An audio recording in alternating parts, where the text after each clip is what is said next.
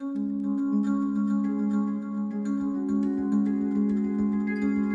and welcome back to another episode of AI Frontiers. I'm your host, Thomas Maybrier, and I've got another great conversation for you today. Before we get into it, though, I want to tell you a little bit about Valory. Valory is the premier creator of open source frameworks for co-owned AI, and it's our mission to enable organizations, communities, and even whole countries to co-own the AI systems of the future. It's our belief that artificial general intelligence is likely going to be agentic, and that's why we saw this as an important moment to collect and share a broad range of perspectives from people working in this space. One of those people is today's guest, Pierluca Dioro. Pierluca is a PhD student at Mila and a visiting researcher at Meta. I really enjoyed hearing his perspective, and I think you will too. So, without further ado, here's my conversation with Pierluca. Pierluca, welcome to AI Frontiers. We can start by having you tell me your name and what you're currently working on. Yeah, thanks, Thomas, for inviting me. So I'm Pierluca Dioro, and I'm currently working on, broadly speaking, AI agents, and in particular on creating robust AI agents that are sometimes large and sometimes small, depending on the application. So broadly speaking, this is what I'm working on. Perfect. Yeah, look forward to hearing about that. So a great place to start then is with a definition of terms. I'll ask you, how do you currently define an AI agent? Yeah, that's a great question. I think there is a lot of confusion and disagreement on the term. And for me, of course, the broadest definition is anything that interacts with the world. So it executes actions that have an effect in the world, and it can see the world somehow or like perceive the world. So an agent is the system that can interact with what can be called an environment, so the world. So this is let's say, the technical definition that people would use in AI research.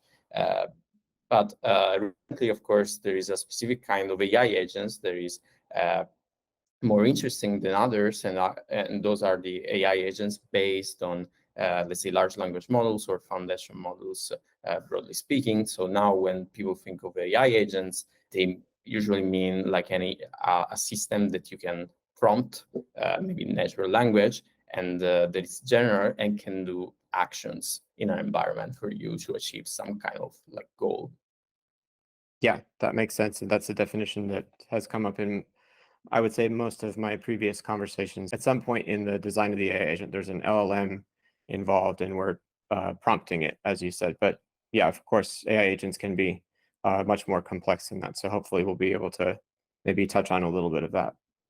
I think maybe a way we could do that is I'll have you provide me an example of something that you do consider an AI agent, and then contrast it with something that is not an AI agent. Yeah, sure. I mean, an AI agent can be even, it can be. I mean, let's say if we start from the border, I think for me, ChatGPT using code interpreter, for instance, is an AI agent because it's interacting with a system, and this system is, the execution environment for the code, and it does an action, which is it generates a bunch of tokens that correspond to some code, and it has to, in order for it to achieve goals, it has to figure out how the environment works. So the environment in this case is the computational environment, so it's world, and it wants to execute actions, change the state of variables into this environment to achieve a goal. So for me, it's sort of there.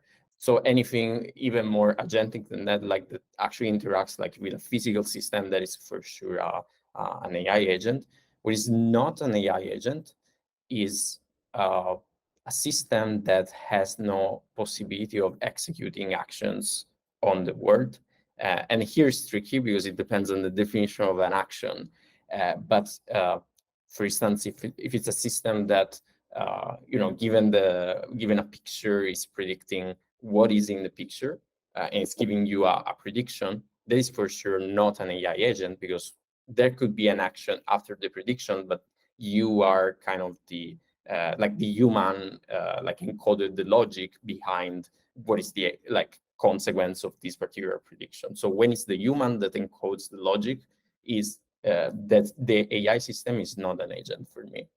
Right. When we use the term agentic, we're specifically implying that there's another actor in the system. Yeah, Would you or agree like, with? yeah, that there is an environment, I would say. There is an environment that you can modify or that Mm, you interact with. The agent should be able to interact and learn how to handle like an environment, a world outside of it. So it shouldn't just give a prediction. right. Yeah. So in your computer vision example, nothing changes. The answer is given to you, but no further action happens unless the human operator creates a new action. Yes, exactly. Okay. Yeah, that makes a lot of sense then. So I'd love to hear about your background and your journey into the field. So how did you get into AI in the first place? Yeah. So I come from Sicily in Italy.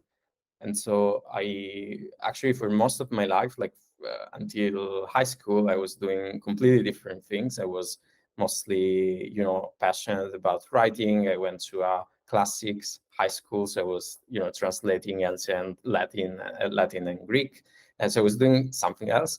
But then at some point, when I finished high school, I was a musician, so I was like playing guitar, and I was really amazed by the possibility of creating an agent or like something that helped me like compose music.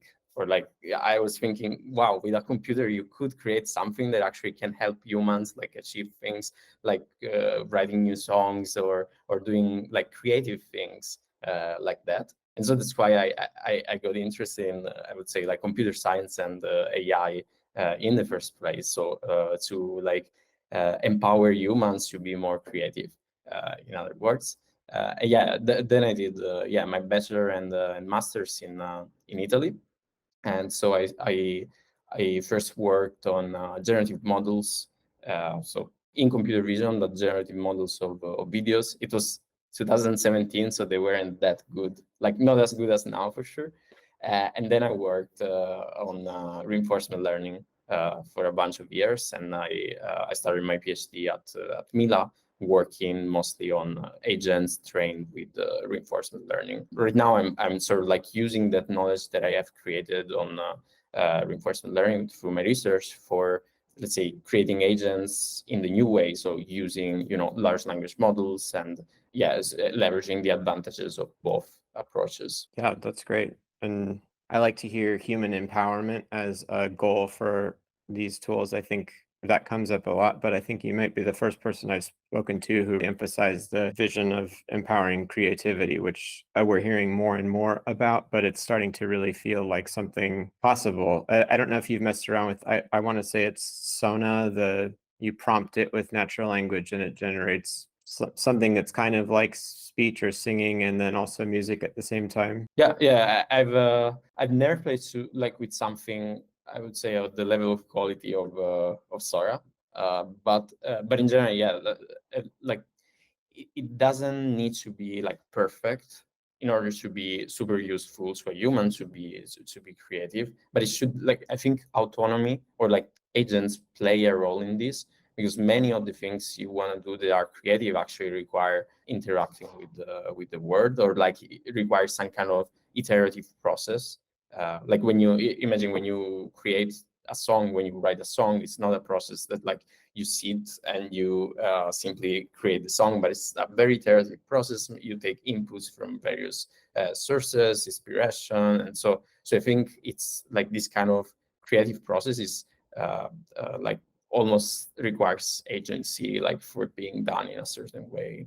Or at least this is my view. Yeah, I think that makes sense and parallels my experience as well. I hope we will see a lot of effective AI agents as tools for augmenting creativity, not just replacing output. Yep. When you were first getting into it, did you have any moments that like really blew your mind, or where because you said you were already interested, but did you have any like revelatory moments when you were first messing around with it that made you feel like this is going to be incredible? I remember actually several of these moments, because it's been a while now. So I started being interested in this, almost it's basically 8-9 years ago. So I saw, let's say, the deep learning revolution already started, but I saw like the evolution of the field over time. So when I started, I remember there was what was called like OpenAI Gym, came out, it was basically a small interface to interact with environments. But already that for me, that was pretty young, was amazing. I was thinking, oh yeah, you can use rewards to train an agent to do things that are useful, and then people had the first results on training agents with reinforcement learning to play Atari games, and there's a small thing, but that was very exciting. And then there were the first very good generative models, like generative adversarial networks that generated images. First, like there were small images, but then like a large image, like you could generate faces of people, and that seemed amazing at that time.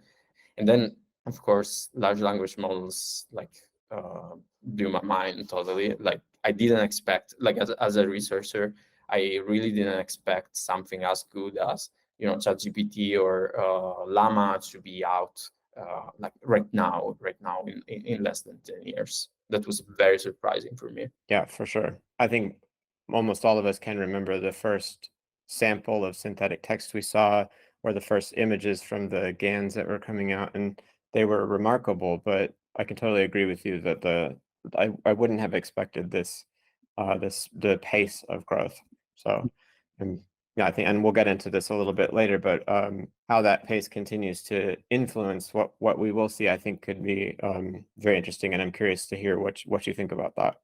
In your current work, what brought you to AI agents specifically versus some of the other ways that you could approach what you're doing? Yeah. So I think it's related to the perspective that I had. So I really think to have like for an AI system to be useful, like for creative things, but also like to be really useful to humans in many ways, I think it should be an agent, because otherwise the human should basically be there to like supervise to actually do the transformation of like prediction to action. And so since in many cases the world is too complex for a human to actually hard code this prediction to action transformation, then you want agents that learn how to do that. And so I'm into agents because I think that's the way, that's really the type of AI that empowers humans with useful tools. Yeah, what you said there is really interesting. It makes me think that maybe I'll kind of rephrase it and see if you agree. Are you saying that like a strength here is that an agentic AI can, or an agentic like system in general, can learn about its environment or world to a depth and level of complexity that we can't provide that context for them? It would just take too long or be too hard. Yeah, exactly. I think technically you can always, I mean, you can always frame a like sequential decision making problem, or like a problem in which you need an agent with as a static like prediction problem. But I think having this perspective in which you think the agent or like the AI system is going to interact with the world to gather the data to be like to get better, I think it's way better than like it's way more promising or more useful than the perspective in which you have to be the one getting the data, converting the like giving the right interface to convert into actions, and then deciding how all of this will essentially imply an agent that is largely not an AI agent. Like the core is still AI, but you sort of like build everything. So I really believe there should be this component of also like learning, like getting your own data and deciding how this like will actually cause the system to learn from this data. Yeah, for sure. And then you get as a end user or a researcher, from my perspective, you get a tool, but also in a sense a collaborator. Yeah, I mean, that feels very new to me. That's not something that I usually expect from from the tools or the things that I work with. Yeah, definitely. And also I have let's say there is also another perspective, which is I really like science, so I'm doing my PhD because I like science, and like scientifically, it's an incredibly interesting problem setting to study, and you can think about many things that you can't think of in a setting which is just a prediction. It's very fun. Yeah. In other words. Yeah, for sure. It sounds like it. What are the main focus areas that you're using AI agents for right now, and how is it going? What is it like? Yeah. So I'm mostly focusing, let's say, on two directions in terms of area, like broad areas. So the first one is to what I would call to use large language models to create small AI agents. A large language model is something, something that can be very expensive to run and that has a specific interface. There is language to language, but sometimes you don't necessarily want that kind of agent. For instance, if you're playing, like you want an agent that plays a video game, like video games are one of the most wealthy industries, like it's the wealthiest industry in entertainment. So there is a lot of applications there, and there, like, you don't necessarily want for each like NPC in the video game a different like language model that you query every time you have to take an action. And like this is just an example, but there are many applications that are like this. But still you want to use the knowledge of the large language model, because the large language model knows a lot of things and has these let's say reasoning abilities of some sort, and it has common sense knowledge, and you want to leverage all of this for creating small agents. And so part of my work is essentially about how do you create the bridge between the large language model and the small AI agents. And yes, and for instance, we had this work recently in which we did it in the video game setting, in which like the large language model creates a reward function for the small agent that then can be trained with this reward function. So this is one direction. And the other direction is, let's say, using large language models themselves as agents. And usually that means basically working on tool use and understanding how large language models can be better at using tools that we give them. Yeah, it's really interesting. It's interesting also to hear or to be reminded that there's again, as we kind of talked about, a difference. There are two different ways to approach building an AI agent and also thinking about what an AI agent means. Like there's as you said, the smaller focus where the LLM is a tool for the agent, and then the LLM as an agent. Like they can both work together and also still be two discrete approaches, which I think is very cool. I want to hear a little bit about design and like how you're thinking about approaching the design of these systems. And are there elements that you found that significantly increase the efficacy of an AI agent at the design level? Yeah, it's a good question. I think, these systems are pretty complex. So you have many ways in principle, like to improve the system or like to, essentially to make the system better in various ways. And I think it's an end-to-end process in the sense that it starts from, let's say, you can have, like, imagine you have an AI agent based on language models. Then the first way to get a better AI agent is to get a better, like, even architecture for the language model itself. Like you can get a better model there, you can fine tune on the like right data. So a lot of the ways are like really starting from there. Like you can get better, like even a better pre-trained model, or fine tune on some domain that you care about. So this is one way for sure to make things better. And then the other way, like in between, there is like the, let's say, the algorithmic, or really like how do you go from the foundation model to the agent itself. And there, like, there is this is an area in which I'm actively working. So you can actually have different ways to do this. You can use the large language model to extract a reward function. You can use the large language model to write code in a certain way or in a different way. So you have to decide how to do this. And I think there is still a lot of space for improvement in that area. Then, of course, in that area, you can also have different ways of prompting, or like you have the large language model can have different roles as an evaluator, or like you can patch together the large language models in different places. But then I think an area there is still in which we still need a lot of improvement is what happens next.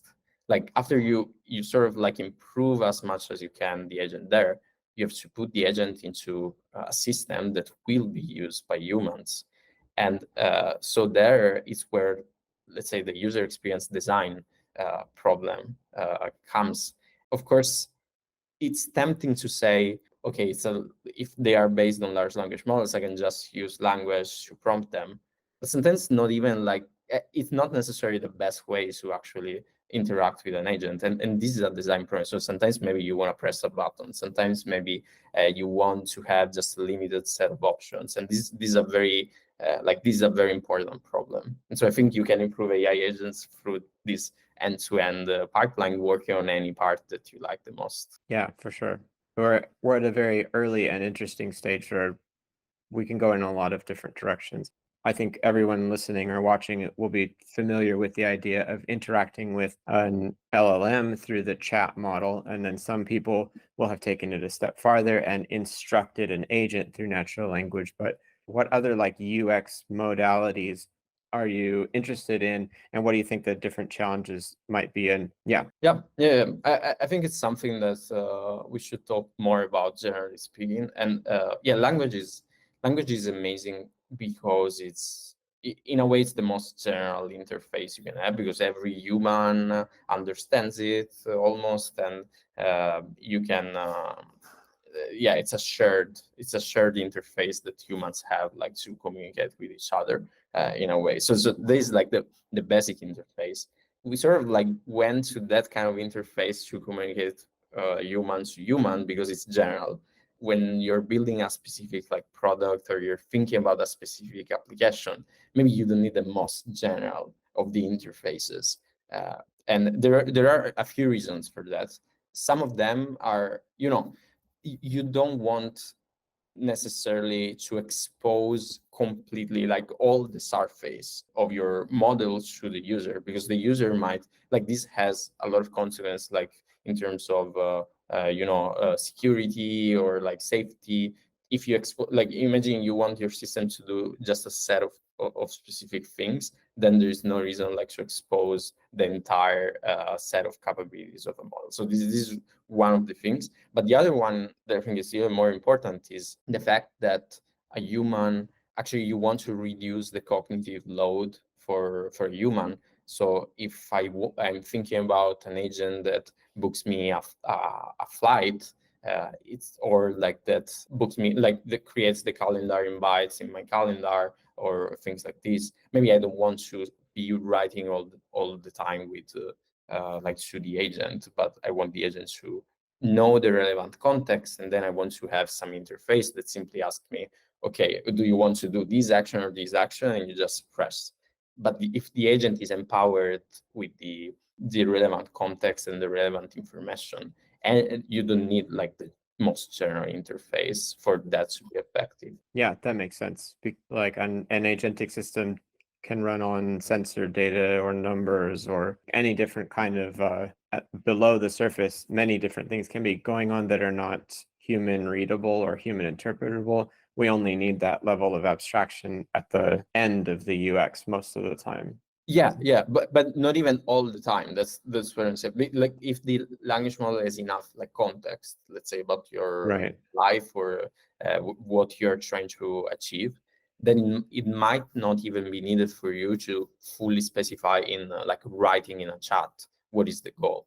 I mean, the agent knows, and you Right. have to specify something with a like easier interface. Of course, the easiest interface is if your like agent knows everything about you and executes the actions for you without even asking you. So the best interface is no interface, but Yeah. of course that implies that your system is incredibly robust. So there's a trade-off there. Yeah, for sure. One area that's a particular interest to Valory is autonomy, because we began our journey into this space with these autonomous agent services. And so I'd like to hear how you're currently thinking about autonomy, and put the question to you, have we or have you created a truly autonomous agent yet? And if not, what elements do you think we're missing for that? Yeah, that's a great question, because I think it's the right way to approach this question is like how much autonomous. Like, it's a matter of degrees, right? So it's related to what we were talking about, is if you have a fully autonomous agent, it's basically an agent that you never see the action of. Like, you can never observe what's or like stop what's going on. And of course, like, I think we are still not close to something like that, because for that to work, like you as a user, you need a level of trust in the system that is very, very high. So that means that let's say the success rate of the system should be like really close to perfect. And so that kind of autonomy, I think, is still far, and it will require some work in like different ways. But of course, like I think these systems are like getting better.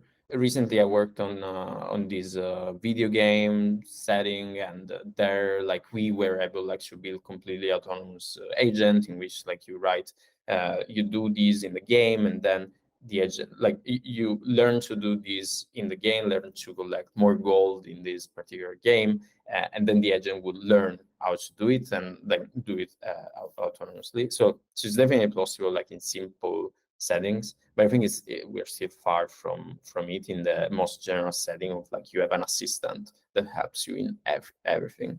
I think it's still very hard to have full autonomy, and I think the best we can get right now is like if we really focus on the UX challenges, then autonomy gets better, because maybe instead of like prompting in natural language, the model can know when to ask you for something, even in an interface that is easier to use, and that almost increases the autonomy of the system, because it's like you have to put like if you consider the total amount of cognitive effort spent by the agent and the human, you want like the agent to spend the most and the human to spend as little.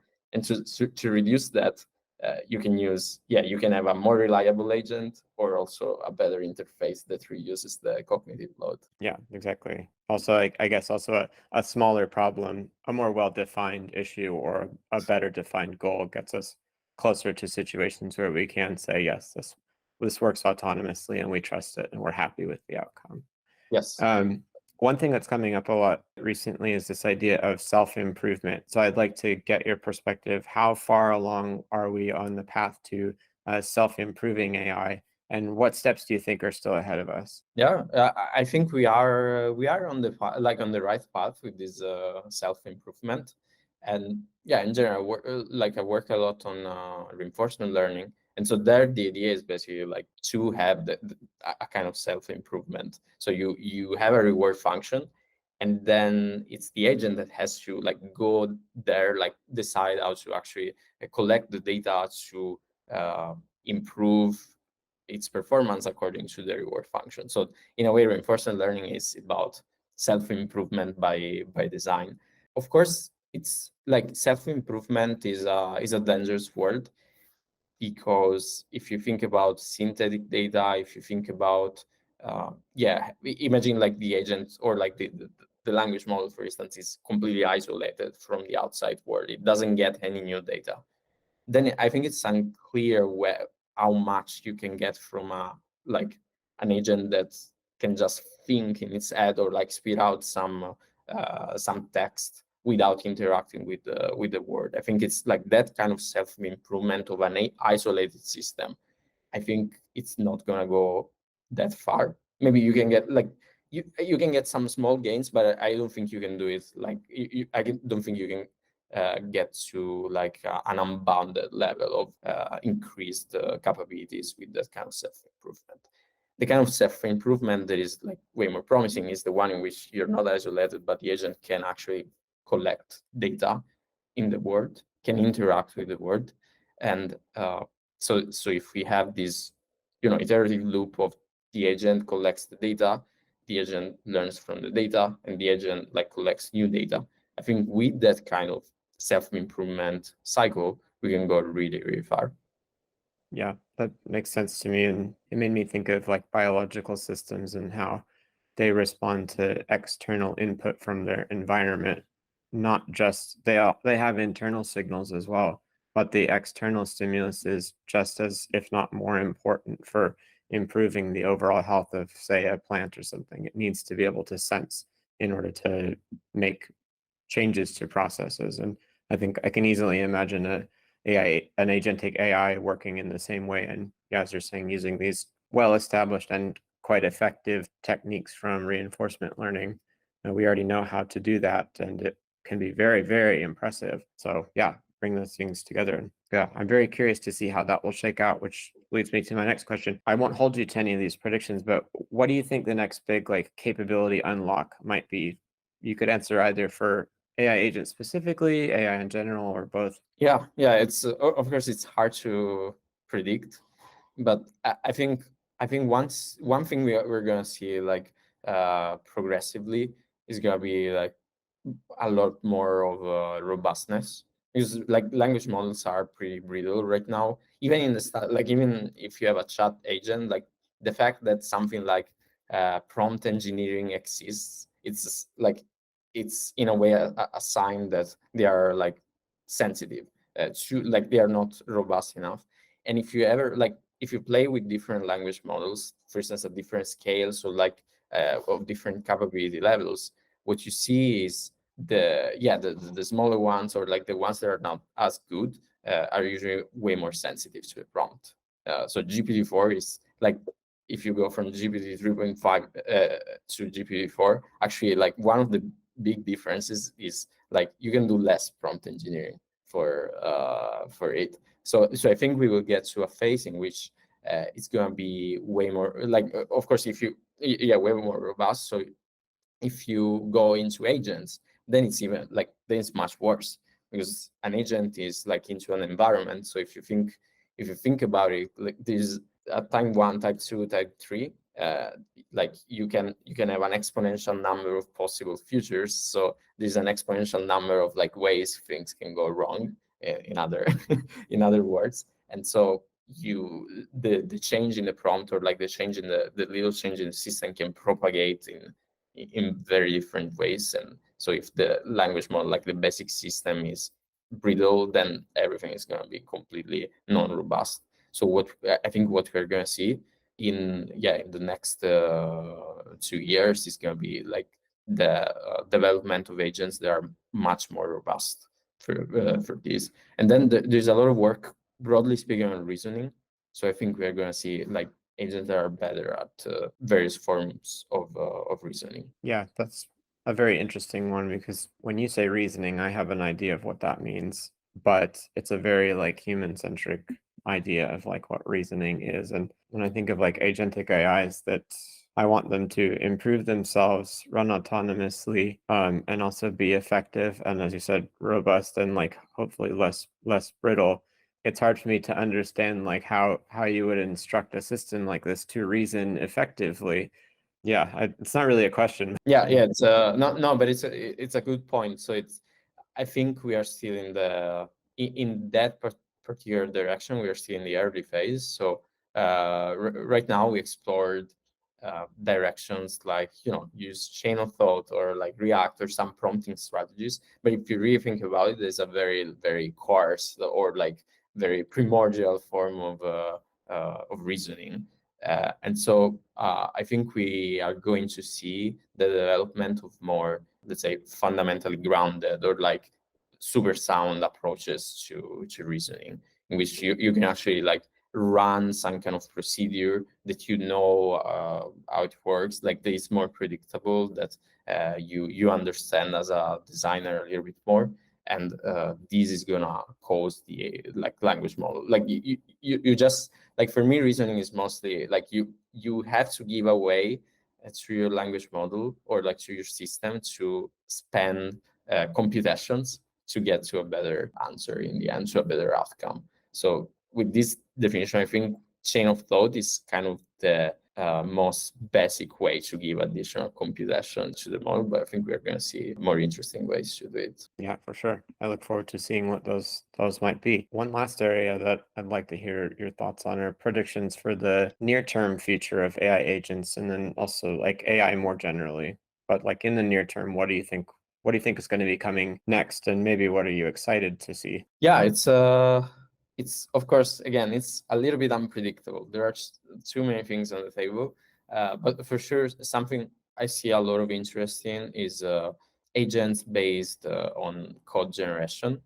So there's a lot of work on this. I saw there is impressive demos by startups on this. There is research work in academia.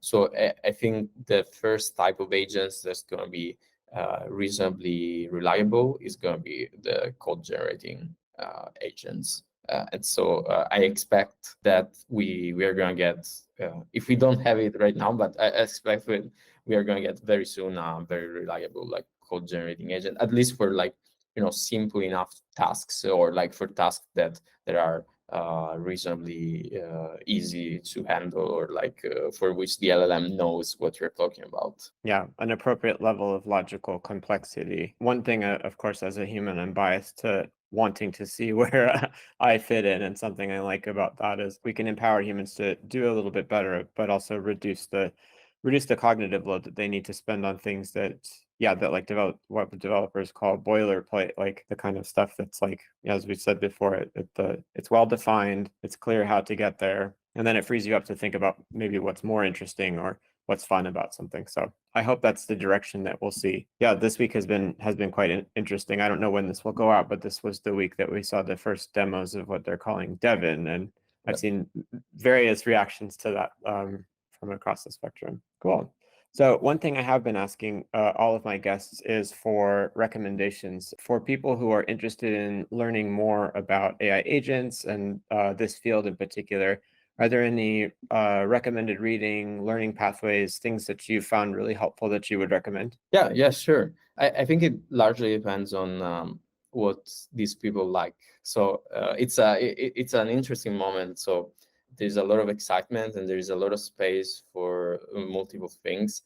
And one of these is like, if you are interested in really getting your hands dirty with AI agents, just you can just like play with the open source models and try to see how the existing ones are. If you have any ideas for new applications for them, just try. I think that the best thing is to try things out if that is the kind of interest. But I think that on the other hand, like there is also a need for scientific research on the topic. The hype like can create demos or can create products, but then we need like fundamental understanding of these systems in order like to proceed without like if we want them to be robust, or like if we want them to if we want us to trust them somehow, we need to understand what's going on. We need to have guarantees, at least empirically, and this kind of understanding. So that is important as well. And for that, I think, yeah, of course, there are many ways to do it, but the one way to do it is through academic research. So you can be interested in a PhD or other forms of academic research. And I think for that, it's a little bit of a strange moment, because many of the resources like books and things like this are actually have a completely different perspective than the one that is now like actually useful in that. So I think the best thing there is to read research papers. So you can start from the research papers that you like, they are well cited, or that you are interested in the most in terms of like affinity. And then from there, like building the fundamentals is again building experience by having some research idea or something like this. I noticed that many people now are starting to be interested, like maybe they want to do science based on like, these things, are starting to be interested in this field called mechanistic interpretability, which is basically like looking into the models to understand how they are making decisions. So I think an interesting avenue for like scientific research in the field is actually to understand how agents make decisions from the mechanistic point of view. So by observing, the activations, or like by observing actually what's going on in the neural networks. Yeah, that's really interesting. Yeah, thanks for those. I think what you recommended is a great approach, and finding something that you're interested in and a way to apply it, and then getting your hands dirty, I think is for me has definitely been an excellent way to learn pretty much everything. Yeah. Great. So my last question for you would be, where can people keep up with you and your work? Yeah. So there are multiple ways. I think the preferred way is Twitter or X. They can follow me there. My name is Proceduralia. And also I used to go to conferences very often. So if if anybody wants to meet, I'm gonna be at iClear in Vienna in May, and if you can just ping me if you want to chat there, and usually I go to like 2 or 3 machine learning conferences a year. And another ways to reach out is, of course, classical means, email. You have my email on my website, and also on LinkedIn. And I started like a new blog recently that is called the Science of AI Agents, and I will post more in that blog in the next few months. So if you want to follow that, is like a Substack. Cool. Perfect. I'll get links to all of that in the show notes or description box for those who are watching on YouTube. All right. Well, we can leave it there. I want to thank you for your time. It's been a very interesting conversation, and I'm sure the audience is really going to enjoy it. And I hope that they do catch you either in Vienna or somewhere else. Okay. Thank you very much for hosting me, and have a nice day. All right. That is it for this episode of AI Frontiers. To learn more about Valory, our open source framework for co-owned AI, and ways that you can get started running your own decentralized autonomous agent services, check us out at valory.xyz. You can also follow us on X, where we are at ValoryAG. Until next time.